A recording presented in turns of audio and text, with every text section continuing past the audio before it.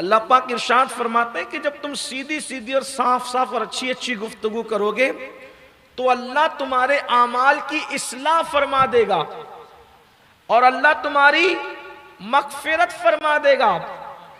अल्लाह तुम्हारी आमाल की इस्लाह भी करेगा और तुम्हारी मगफिरत फरमा देगा। फ़क़द फ़ाज़ा फ़ौज़न अज़ीमा, और जरूर जरूर अल्लाह तुम्हें बड़ी कामयाबी अता फरमाएगा, जरूर जरूर अता। यानी कि आपकी जिंदगी के फैसले, आपकी जबान की गुफ्तगू अगर साफ और सीधी है, आप सीधी गुफ्तगू करें, आप साफ फैसले करें, तो अल्लाह आपके आमाल को दुरुस्त कर देगा।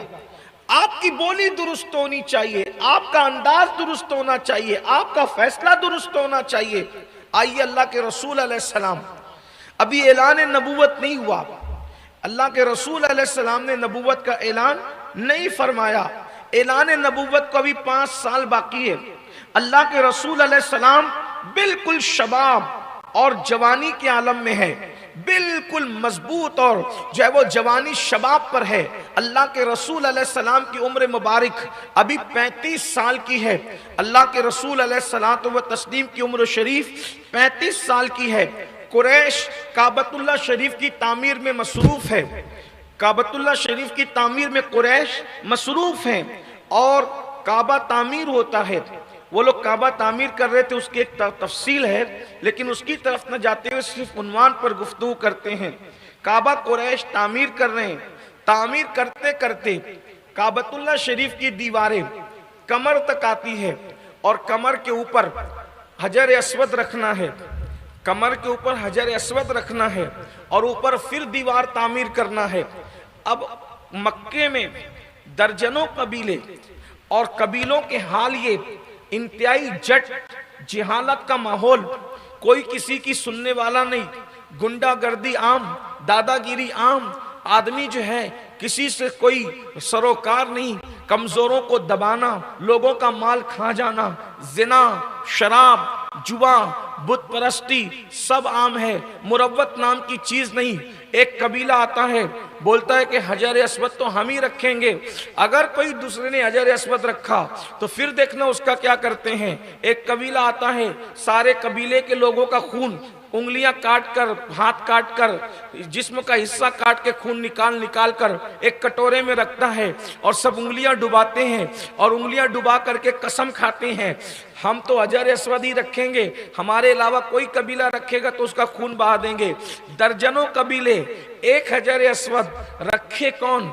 और फिर हालात ये कि जो कौम घोड़ा आगे पीछे होने पर, तवज्जो करें अरब का हाल, मक्के का हाल, घोड़ा आगे पीछे होने पर जंग शुरू होती है तो क्या होता है, दोनों लड़ते हैं, दोनों का कबीला लड़ता है, कबीले पूरे पूरे लड़ते हैं। ये मर रहा है तो बेटों को वसीयत कर रहा है, मैं घोड़ा पीछे होने की वजह से फलां से लड़ता रहा, अगर तुम मेरी असली औलाद है तो तुम भी लड़ना, और फिर जब तुम लड़ते लड़ते मरने लगना तो अपनी औलाद को वसीयत करना।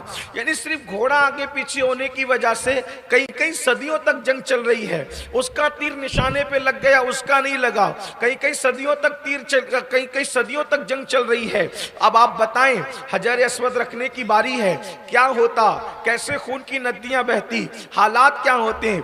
ऐसे में कुरैश सर जोड़ करके बैठे, काबतुल्लाह की तामीर है, हजर अस्वद रखना है, क्या करेंगे। एक बंदे की जबान पर एक बात आती है, देखो एक काम करते हैं, सब अपने अपने घर चले जाते हैं। हुजूर अलैहिस्सलाम की उम्र मुबारक 35 साल की है। लोग कहते हैं सब अपने, एक तजुर्बाकार बुढ़ा कहता है सब अपने अपने घर चले जाते हैं। कल सुबह को जो सबसे पहले अल्लाह के हरम में आएगा, सबसे पहले सहने काबा में आएगा, हम उसको जज मान लेंगे, उसको हकम मान लेंगे, उसको फैसल मान लेंगे, और वो जो फैसला करेगा हर कबीले को मंजूर होगा। बोलो तुम सब कबूल करते हो। जाहिर सी बात है, पहले काबतुल्लाह के सहन में आना मक्के वालों के लिए मुश्किल क्या था। सब ने कहा ठीक है, हो सकता है उनके जहन में प्लान होगा, हम पहले चले जाएंगे, हम पहले चले जाएंगे। बहरहाल फैसला इतना आसान था कि जो पहले सहने काबा में नजर नजर आएगा, हरम में जो पहले नजर आएगा वही फैसला करेगा। सब खुशी खुशी घर चले गए। जब लोग आए तो लोगों ने क्या देखा, जो आता है देखता है कि सबसे पहले अल्लाह के रसूल सल्लल्लाहु अलैहि वसल्लम हरम में मौजूद है। हुजूर को हरम में देखा, सबकी कली कली खिल गई। अभी ऐलान नबूवत नहीं किया था अल्लाह के रसूल ने, अभी उम्र मुबारक 35 साल की थी। सब खुश हो गए और लोगों ने क्या कहा, शुक्र है अल्लाह का कि वो फैसल बन गया जो सादिक भी है और अमीन भी है, जो सच्चा भी और अमानतदार भी है। यानी कि अल्लाह अकबर, अल्लाह की शान देखो, जो बाद में पत्थर बरसाने वाले हैं वो उनके सादिक और अमीन होने का ऐलान कर रहे हैं, उनके सादिक और अमीन होने की गवाही दे रहे हैं, उनकी सच्चाई की गवाही दे रहे हैं और सब मुतमईन हो गए। अब आपसे पूछता हूं, अल्लाह के रसूल का ताल्लुक जो था वो कबीला बनु हाशिम से था।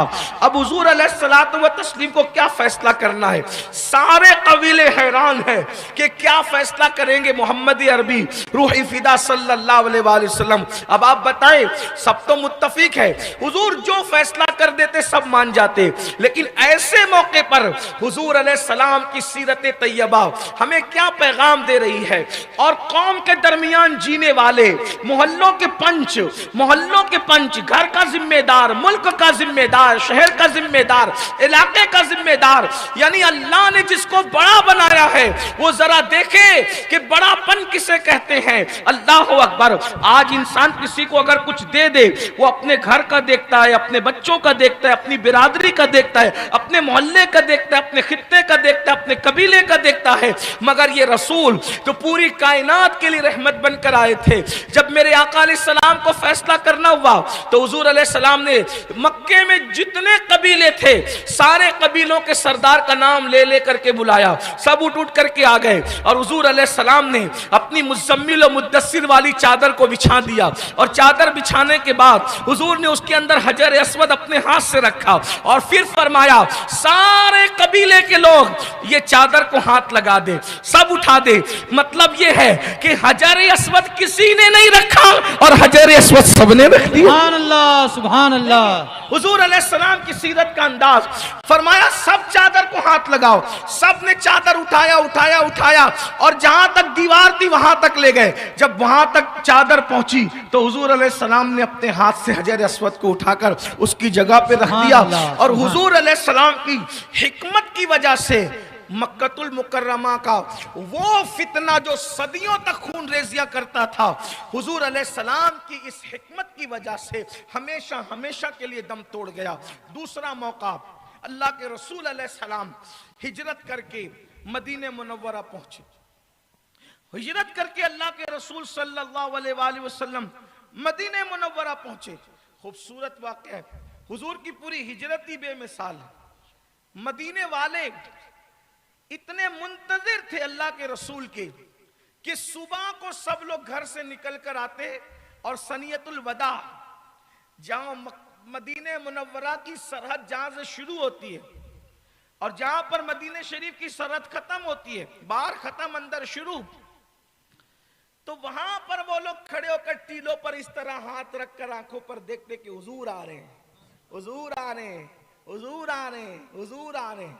पता चला आशिक हुजूर के आने पर गमगीन नहीं होते, आशिक तो हुजूर के आने पर खुश होते। सुभान अल्लाह, बेशक बेशक। या रसूल अल्लाह, आप आए तो खुशियां आई, आप आए तो आपकी आमद की बरकत से रहमतों का नुज़ूल हुआ, आपकी आमद से बरकतों का नुज़ूल हुआ। आप आए तो रहमान का पता मिला, आप आए तो कुरान का नुज़ूल हुआ, आप आए तो रमज़ानुल मुबारक की बहारें मिली, आप आए तो अल्लाह का कानून मिला, आप आए तो शरीयत का निफाज हुआ, आप आए तो बुत खाना बना करके जिस काबे को नापाक करने की कोशिश की गई उस काबतुल्लाह को बुतों से पाक कर दिया गया। दुनिया में सबसे बड़े इनकलाब का दिन मुस्तफा जाने रहमत की आमद का दिन है। इससे बड़ा दिन दुनिया में कोई नहीं है। ईद उल फित्र एक मखसूस तबके का दिन है, ईद उल अदहा मखसूस तबके का दिन है, आशूर का दिन मखसूस तबके का दिन है, शबे बरात शबे कद्र मखसूस तबके का दिन है। लेकिन मिलाद मुस्तफा अराफा वो दिन है कि ये सिर्फ मुसलमानों का नहीं बल्कि हर इंसान के लिए खुशी का दिन है, क्योंकि हुजूर अलैहिस्सलाम ने इंसानियत को जुल्म के शिकंजे से आजाद किया। ये तो जानवरों के लिए भी खुशी का दिन है कि वो जानवरों के लिए भी रहमत बन करके आए। अल्लाह अकबर। ये तो मुनाफिकों के लिए भी रहमत का दिन है कि मुनाफिकीन के अजाब को अल्लाह ने मुअख्खर फरमा दिया, उसमें ताखीर फरमा दी।